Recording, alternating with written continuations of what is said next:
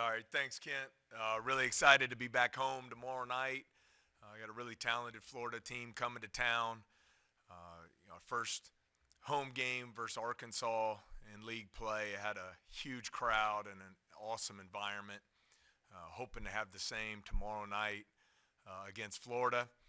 I think this past weekend, great learning experience for our team.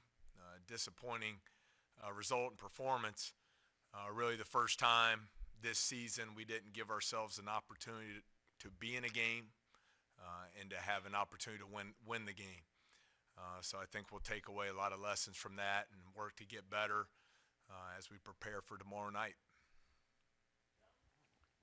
Matt, not trying to beat a dead horse, but you were very disappointed after the game with the rebounding, especially in the paint points. But the, do you, when you start to look at the rebounding, you said you had to find some answers. Do you use analytics, eyeballs, your coaching staff? What kind of goes into that? It's a little bit of everything, Sheldon. At the end of the day, though, we got to get the job done.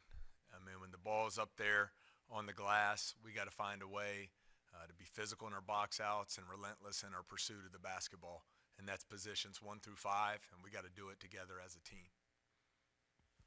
Yeah, I mean, you guys seem to play so much better offensively when things are kind of, I wouldn't say running through KJ, but when he's a focal point of the offense. Just, I know two of the last 3 games, he's I think 6 or 7 shots. Just what's the emphasis there on trying to get him more involved here as conference play moves along? Well, I think obviously is very important for us, his ability to score not only in the post but on the perimeter. Credit to A&M. I thought they did a really nice job with their double teams and some of their coverages to limit his inside touches. So we have to do a better job of identifying some of those passing angles. I was, in retrospect and studying the film, we had some opportunities where there were some switches. And instead of taking advantage of that inside, we took some tough shots on the perimeter against the big on the switch. So I think we have to continue to learn there. But the other area where KJ is very good is he's a willing passer. And so he needs to touch the basketball and enable not only him to have scoring opportunities, but when we did play through him on Saturday, it opened up shots for other players as well. Coach, what's the key to slowing down a guy like Colin Castleton, and does facing Sheboy last week kind of help in the preparation for someone like that? I'm not sure on the second part of the question, but the first, he's one of the top front court players in all of college basketball, one of the best two-way players, regardless of position, as far as his ability to impact the game, both offensively and defensively. So I think they've done a nice job with him and stretching his game. Not only is he effective down in the post, but they play through him in the elbows, and he's done a nice job in some of their dribble handoff action. So you have to be prepared to guard all of that. And then the area where he makes a huge impact on the game clearly is his ability to impact the rim. Defensively, he does a great job protecting there and making it difficult on you to score. Adam Miller had a much more, I guess, efficient performance this past week. Was it nice to see him sort of get the ball in the basket a little bit more efficiently in this game? And are you still comfortable with him with his high shot volume? Yeah, disappointing results with the 2 games on the road last week, but one of the positive takeaways after a rough stretch of shooting for Adam, he goes 10 for 21 from 3 in the 2 games. And I thought we did a better job of creating some open looks for him. I thought his movement without the basketball and his screening was much improved, and that led to some of the easier looks. And I'm all for him shooting as many high-quality threes as we can create for him, and that he can get open with his movement without the ball. I think you touched a little bit on it Saturday, but the 2-point shooting, I think you guys fell a little bit back down to earth there with the 8 of 27 effort. But just what was it going back and looking at the film? Were you guys getting the shots that you wanted, or is there some stuff there that you feel like you can improve on? First off, I would give Texas A&M great credit for their verticality around the basket. I thought they put a clinic on there in making some of those finishes difficult at the rim. With that said, we got to do a better job of finishing those plays. I do think we settled for a couple tough mid-range shots when we had maybe that next extra pass that would have led to an open three or a dump down to one of the bigs around the basket. So I think we'll learn from that, from yesterday's film study and player development work.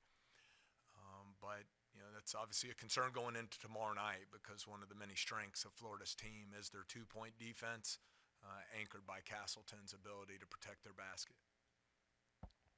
Yeah, Coach. Do you feel like these last two games are kind of a positive in the sense that now you're going to learn how do you guys respond to adversity? I don't think it's ever a positive to lose. I would rather us learn through finding ways to win games. I thought there were a lot more positive takeaways, though, from the loss in Lexington versus Saturday's defeat. As I mentioned in the opening there, it's the first time this season that we didn't have an opportunity to win. And so, I think you will find out about our team.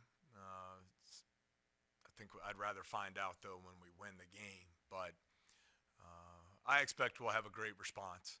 I think our players are disappointed in the way we played on Saturday, and I think we'll have a great bounce back. I think our preparation will be much better, and we hope that'll lead to a better result tomorrow night. No, he got in foul trouble early, but Trey was the only guy that was in the positive, in the plus minus for you. How did you feel like he played when he was able to stay on the court for a while? Well, I thought, Sheldon, you saw his explosiveness and ability to get to the rim. He didn't finish those plays as well as he did in the first two SEC games. The positive there is that he got there with his ability to get downhill off the bounce. But we need him on the floor. He's a guard who can rebound, which we know is an area we have to improve upon. He's a guard who can get to the basket and finish plays.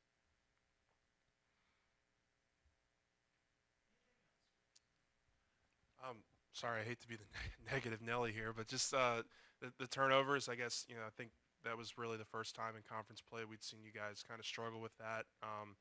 A lot of them just looked just kind of like mistakes and not really bad basketball plays, but just what did you see, I guess, with the turnovers? I think it comes back to Glenn, the first time this year we didn't give ourselves an opportunity to win. You look at the first two SEC games, average 9 turnovers a game. We turned it over 15 times Saturday in a fairly low possession game. So essentially about 1 out of every 5 trips down the floor we turned it over, and that's not a very good formula for us. The disappointing ones are the careless passes against the soft pressure, but then some of the teaching ones, we made a couple drives where we did our job. We drew 2 defenders. Those are opportunities to play off 2 feet and hit the open man. We charged on a couple of those, and those are plays we need to learn from.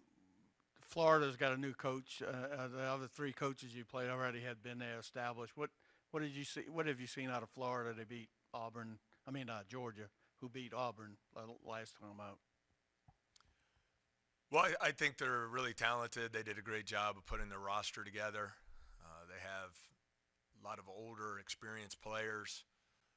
They're anchored, obviously, by Castleton in the post. But then they have 5 other guys who have had double-digit scoring games throughout the season. So they have explosiveness at multiple positions. And then I think they've been terrific defensively. Their two-point defense is fantastic. They do a good job of making you uncomfortable at that end of the floor. Cam Hayes showed some flashes this past game in terms of just being that sort of one-on-one scoring threat at the top of the key. Is he a guy who you sort of want to see maybe take more advantage of some of those opportunities and maybe show a little bit more consistency as just that sort of one-on-one scorer? I'm not so much concerned about the one-on-one scoring. I just want us to play the game the right way and create opportunities, whether it's as you beat your man one-on-one to score or when you draw the help, make the next right play and make that extra pass that lead to the shots.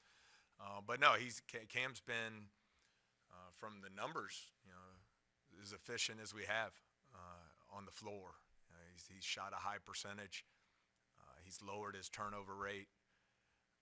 he's been solid for us at the defensive end of the floor. But no, I'm not watching the film and saying we got to make more one-on-one plays. I just want us to play the game the right way.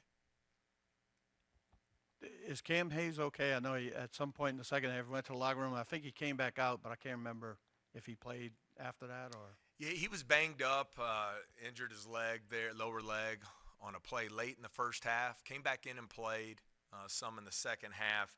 Was really sore yesterday. Was limited in practice. We'll see how he is today.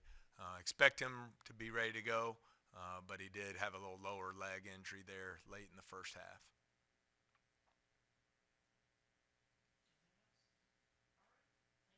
Okay, thanks so much. We'll see everybody tomorrow night.